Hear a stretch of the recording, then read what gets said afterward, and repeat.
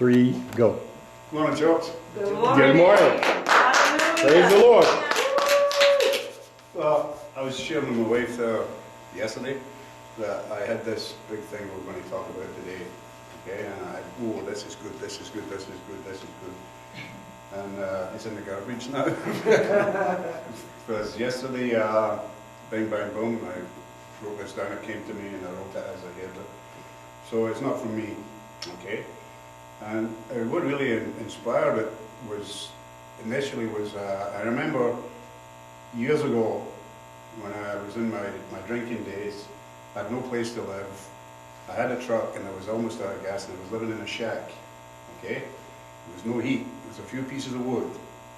And when that last ember was going out, I was freezing cold, right? I didn't even have enough gas to start my truck because I would never get down off the mountain the next day. And there was blankets there and they were all cold and everyone I put on seemed to be colder and colder. But what happened to me was I felt warm. And all of a sudden I felt warm. And I always had this thing, even in trouble, when I get in trouble, that something good's going to happen. Right? Something good's going to happen. I always had that feeling that warmed me up. Right? It would give me some hope. Amen. And I was even able to carry that hope one day when a certain gentleman in this room had a little attack one night. And we were all there, and I felt calm, because I knew nothing could come out of this. I looked around and people were praying, some people were panicking, and one person was taking care of business. And I was so calm, knowing that God was not going to allow this to do anything. And that's sort of where I was in the frame of mind before this actually came to me. And I hope we get some benefit out of it today. I know we should. Amen. I started off by reading Hebrews 11:1. In the King James Version, now faith is the substance of things hoped for, the evidence of things not seen. But what is the substance and what are we hoping for? So I looked at the NASB, the American Standard Bible, and if we look at that, we can begin to break that down a little bit easier. It says the word assurance is used instead of substance, right? And the word conviction replaces evidence, okay? And it reads as, now faith is the assurance of things hoped for, the conviction of things not seen. Now, it tells me that faith is the assurance here in the promises and the guarantee that God has given us, right? That something is going to happen for the good. And also as the instrument, or faith is the instrument to make this thing happen. Okay, so we have to have the faith for God's promises to come to us. It's simply that we have to have that faith for everything, to grasp everything He's told us that He's going to do.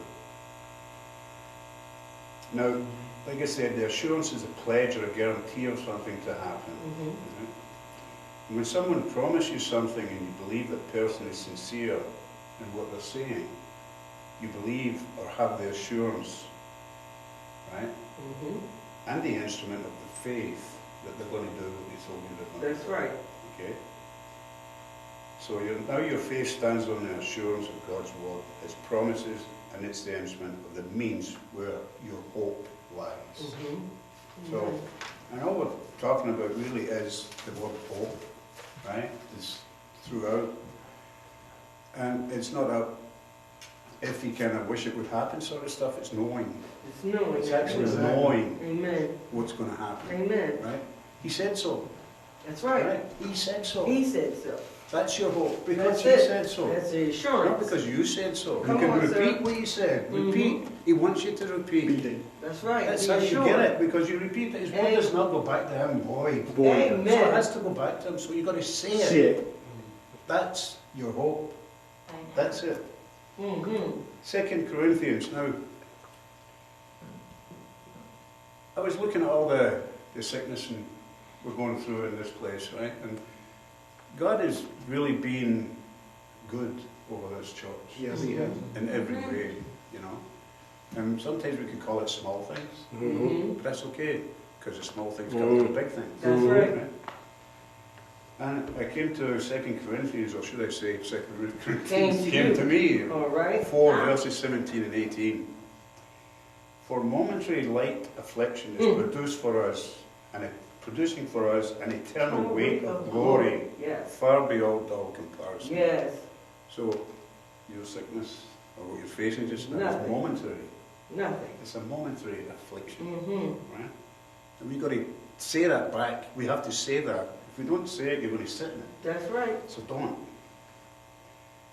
Now, while we look at the things that are seen, excuse me, let me repeat that. While we look not at the things which are seen, but at the things which are not seen.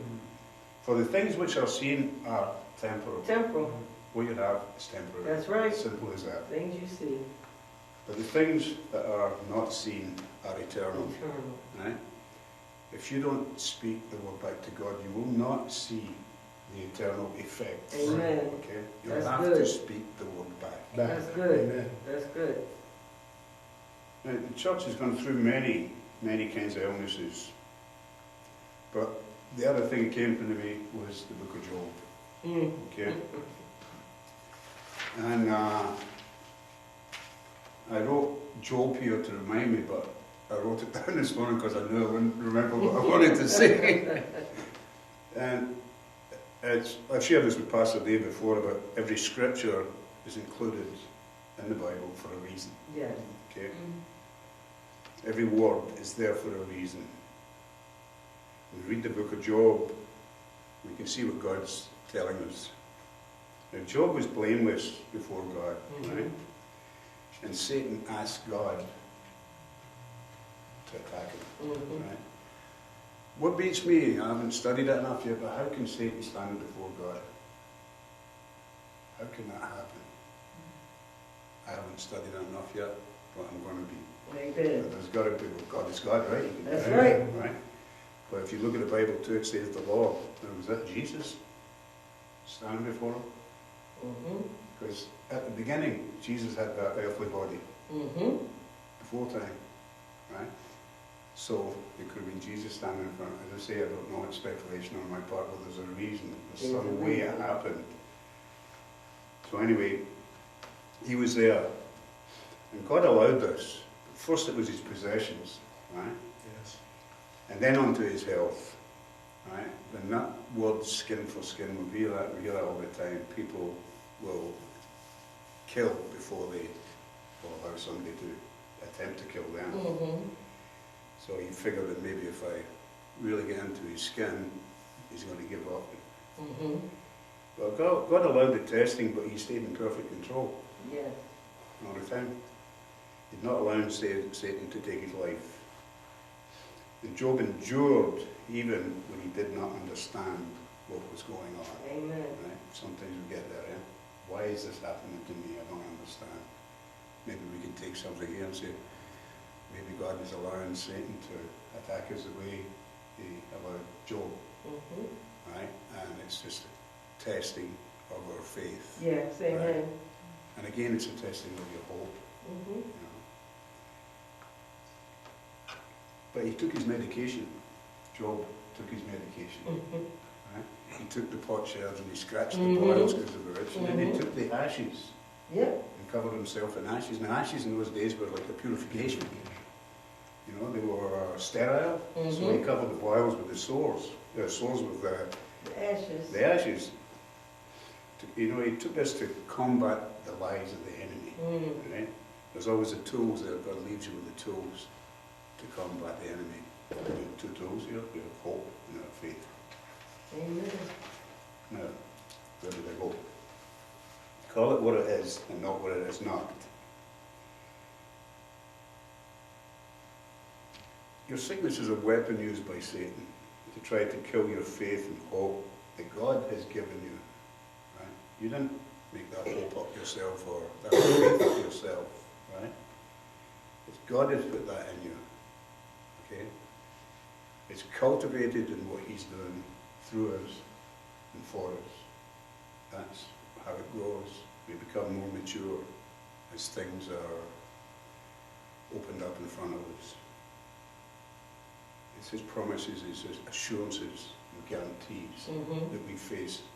That's what we should face. That's the things that are sometimes unseen Mm-hmm.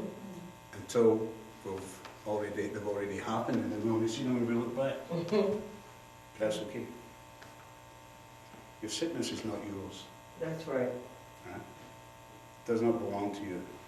Right? Never say it's my cold or my headache or my this or my that. No, don't own it. It doesn't belong to you. It doesn't Amen. belong in this house. And you give it back to where it comes from. That's right. Amen. I had a page, so you can see it. What do we do with this? 1 Peter 5, 6 and 7 tells us, Hmm. humble yourselves under the mighty hand of God, that He may exalt you in due time. That's right. Amen. Maybe that's what we have to do. That's right. Humble Get really ourselves. humble. Casting all your cares upon Him. Yes. Why? Because He cares. Because He cares for you. Yes. Hallelujah. And we have to pray for strength to go through what we're facing, Mm-hmm. right? Because it's only temporary. Yes, it is. Stand firm in God's promises. Do not lean on our own understanding. Amen. He has given you this hope that you have with the instrument of faith to believe that what He says is true. Romans 8:28 tells us, All things. we know that all things work together for the good of those who love God, Yes. to those who are called according to His purpose. So as a church we should stand united. Yes. Amen. United in the hope that He has given us. Because of His strength in us. God has a plan. He has His plan and His purpose. He said it from the beginning, and He will see it through. His plan for you has no ending. Mm. And I looked at a stone we have in the house this morning, and all it says is, the best way out is always through. Mm-hmm. God bless you. Amen. Best way out